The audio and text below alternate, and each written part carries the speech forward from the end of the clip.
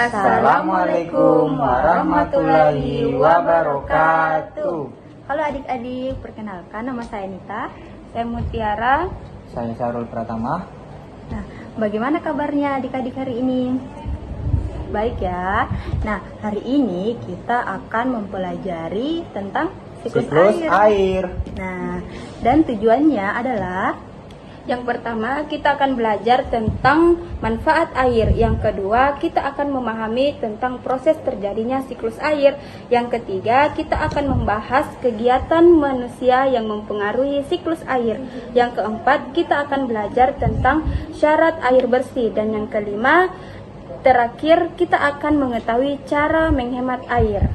Yuk, siapkan buku dan alat tulis kalian dan simak penjelasan kami dengan baik. Ayo kita mulai pembelajaran hari ini. Anak-anak, seperti yang kita ketahui, air adalah salah satu sumber daya alam yang sangat penting bagi kehidupan di bumi. Tanpa air, manusia, hewan, dan tumbuhan tidak bisa hidup. Jadi, air itu sangat penting ya untuk semua makhluk hidup. Nah, tahukah kalian, sekitar 71% permukaan bumi ditutupi oleh air. Dari jumlah itu, 97% adalah air asin yang ada di laut.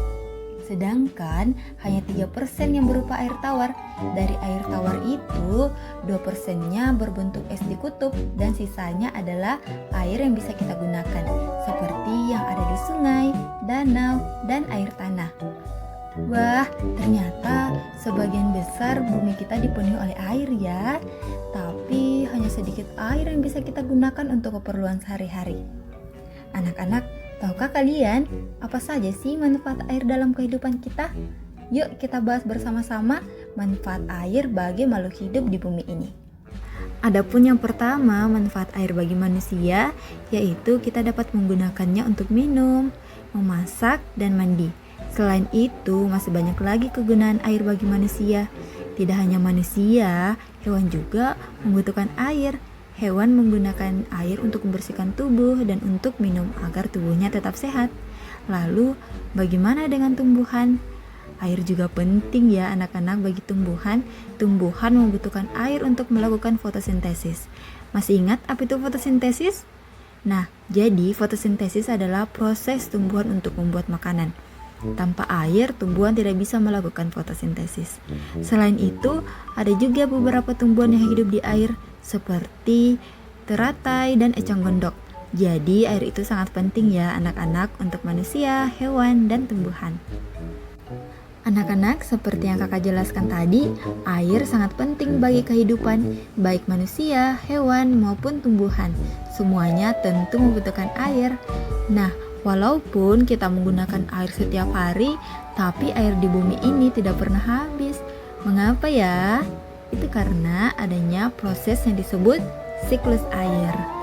Jadi, siklus air merupakan proses perputaran air yang berlangsung secara terus-menerus dari bumi ke atmosfer, lalu kembali ke bumi. Jadi, itulah pengertian dari siklus air. Nah, siklus air ini juga dikenal dengan istilah siklus hidrologi. Berikut ini akan kakak jelaskan bagaimana proses terjadinya siklus air. Dalam siklus air ini dikenal secara umum 3 tahapan ya anak-anak. Namun sebenarnya dalam siklus air ini terjadi banyak tahapan. Oke, tahapan secara umum yaitu pertama ada yang disebut dengan tahap penguapan. Kemudian yang kedua itu ada tahap pembentukan awan. Lalu yang ketiga adalah tahap hujan. Berikut ini akan kakak jelaskan secara terperinci bagaimana proses terjadinya siklus air. Jadi kalian silahkan simak dengan baik ya. Dalam proses terjadinya siklus air, pertama-tama yaitu air yang berada di bumi, baik itu air yang ada di sungai, yang ada di danau, maupun air yang ada di laut akan mengalami penguapan apabila terkena sinar matahari. Nah, proses ini disebut dengan proses evaporasi, yaitu penguapan air yang terjadi akibat terkena sinar matahari. Nah, kemudian tidak hanya air yang ada di danau, yang ada di sungai dan air yang ada di laut saja yang menguap. Tetapi air yang ada di tumbuhan juga akan menguap apabila terkena sinar matahari. Jadi penguapan air yang ada di tumbuhan akibat terkena sinar matahari disebut dengan proses transpirasi ya anak-anak.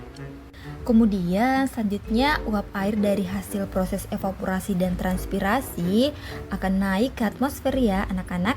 Uap air akan terus naik ke tempat yang tinggi dan dingin, lalu mengalami proses pengembunan yang kita kenal dengan istilah kondensasi.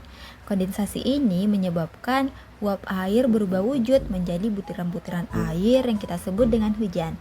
Tidak hanya dalam bentuk hujan saja ya anak-anak, tetapi bisa juga dalam bentuk salju. Turunnya titik-titik air ini kita kenal dengan istilah presipitasi. Presipitasi ini merupakan peristiwa jatuhnya butiran-butiran air dari awan.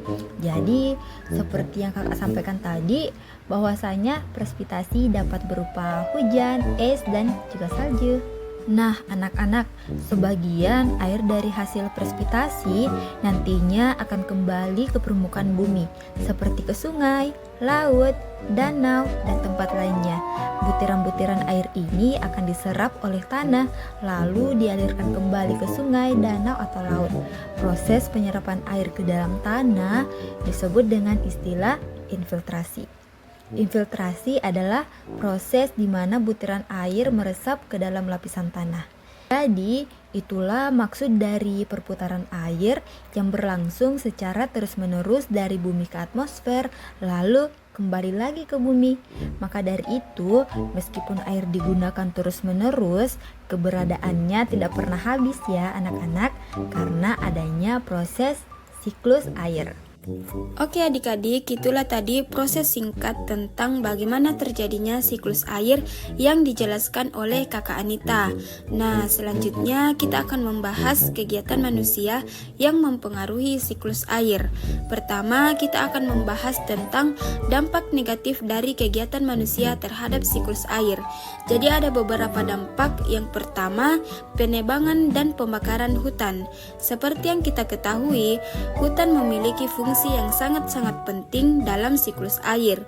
Jika hutan ditebang atau dibakar, proses siklus air akan terganggu. Hal ini dapat menyebabkan berkurangnya ketersediaan air yang layak untuk kehidupan sehari-hari. Yang kedua, pembuangan sampah dan limbah ke air. Membuang sampah atau limbah ke sungai, danau, ataupun laut akan mencemari air tersebut. Air yang terkontaminasi oleh bakteri atau zat kimia yang berbahaya dapat mengganggu proses siklus air. Yang ketiga, membangun gedung atau betonisasi. Ketika tanah dilapisi dengan semen atau beton, kemampuan tanah untuk menyerap air hujan akan berkurang. Hal ini menghambat proses infiltrasi yang merupakan bagian yang penting dalam siklus air. Yang keempat, pencemaran udara. Udara yang tercemar dapat mengganggu peranannya dalam proses siklus air, seperti mengangkut awan ke tempat yang tinggi untuk menghasilkan hujan. Udara yang tercemar juga dapat menyebabkan air yang dihasilkan oleh siklus air menjadi terkontaminasi. Nah, kegiatan-kegiatan tersebut memberikan dampak buruk terhadap siklus air. Lain dampak negatif, ada juga loh kegiatan manusia yang mendukung proses siklus air. Berikut adalah beberapa contohnya. Yang pertama, reboisasi. Reboisasi merupakan kegiatan penghijauan atau penanaman kembali hutan yang gundul. Dengan reboisasi, kita membantu mendukung siklus air karena hutan berperan penting dalam menjaga ketersediaan air. Yang kedua, membuat lubang biopori. Lubang biopori adalah lubang resapan yang dibuat di tanah untuk membantu menyerap air. Lubang ini dapat mencegah genangan air, meningkatkan cadangan air tanah, dan juga memperlancar proses infiltrasi. Yang ketiga, membuang sampah pada tempatnya. Ketika kita membuang sampah pada tempatnya, lingkungan dan sumber air seperti sungai akan tetap bersih. Hal ini mendukung terjadinya siklus air yang sehat dan menghasilkan air bersih. Yang keempat, memperbanyak ruang terbuka hijau. Dengan memperbanyak ruang terbuka hijau, kita akan menciptakan area untuk menyerap air hujan dan meningkatkan cadangan air tanah. Ruang terbuka hijau juga membantu mengimbangi dampak negatif dari pembangunan gedung dan betonisasi. Nah, jadi adik-adik, itulah beberapa kegiatan manusia yang mempengaruhi siklus air, baik secara negatif maupun positif. Dengan memahami ini, kita akan melakukan hal-hal yang mendukung terjadinya siklus air dan menjaga ketersediaan air untuk kehidupan kita.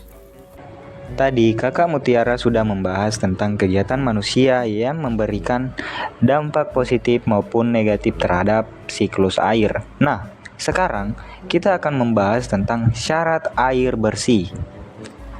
Ketika kita melakukan hal-hal positif, hasil dari proses siklus air yang terjadi dapat menghasilkan air bersih, yaitu air yang tidak terkontaminasi oleh bakteri maupun zat berbahaya lainnya. Adapun syarat air bersih yaitu: yang pertama, air tidak berasa, air tidak berbau, tidak berwarna, dan tidak keruh. Yang kedua, air tidak mengandung endapan seperti pasir, lumpur, atau kotoran lainnya. Yang ketiga, air tidak mengandung bakteri penyebab penyakit. Yang keempat, air tidak mengandung zat kimia berbahaya. Dan yang terakhir, air tidak memiliki tingkat keasaman yang normal. Setelah membahas syarat air bersih, sekarang kita akan membahas cara menghemat air.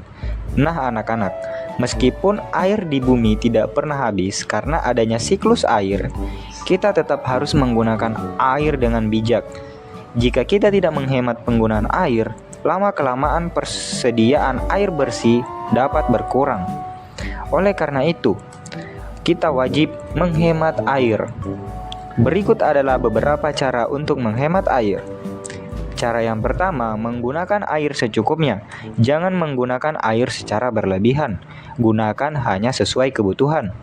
Yang kedua, menutup keran air setelah digunakan. Pastikan keran selalu tertutup setelah selesai digunakan agar air bersih tidak terbuang sia-sia. Yang ketiga, mandi dengan air secukupnya. Ketika mandi, jangan berlama-lama menggunakan air agar penggunaan tetap efisien. Dan yang keempat, memperbaiki keran yang rusak. Jika ada keran yang bocor, segera perbaiki agar air tidak terus mengalir dan terbuang percuma. Dengan melakukan hal-hal tersebut, kita dapat menjaga ketersediaan air bersih di bumi agar tetap mencukupi untuk kebutuhan kita bersama. Jadi anak-anak, kalian paham ya sampai di sini? Oke anak-anak, demikianlah penjelasan tentang siklus air yang dapat kami sampaikan hari ini. Semoga apa yang telah kita pelajari bersama dapat kalian pahami dengan baik dan bermanfaat untuk kehidupan sehari-hari ya. Jangan lupa untuk menghemat air. Terima kasih atas perhatian dan semangat belajar kalian. Jangan lupa untuk terus menjaga lingkungan dan menerapkan cara untuk mendukung proses siklus air. Nah anak-anak, akhir kata kami ucapkan terima kasih dan sampai jumpa pada pembelajaran berikutnya. Tetap semangat, bye-bye. Wassalamualaikum warahmatullahi wabarakatuh.